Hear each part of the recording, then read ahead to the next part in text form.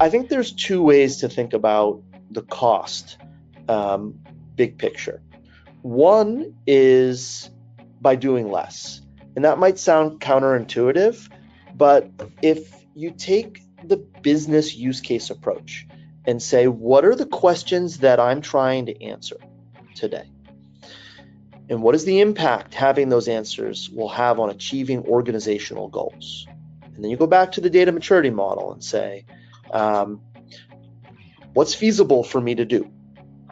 And you start looking at the intersection between what's feasible and what are the questions I want to answer.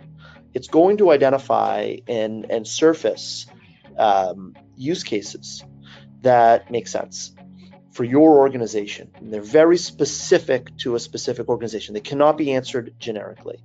And organizations need to do the intellectual hard work of figuring those things out.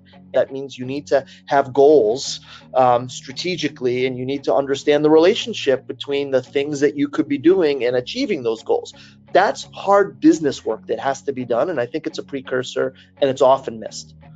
When you do that work, you can then look back and think about, maybe I don't need to connect every single application through my system.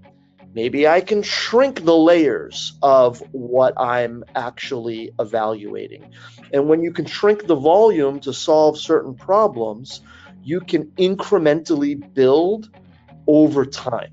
And so we recommend clients take a use-based or use case-based approach to reduce cost, because you're not boiling the ocean.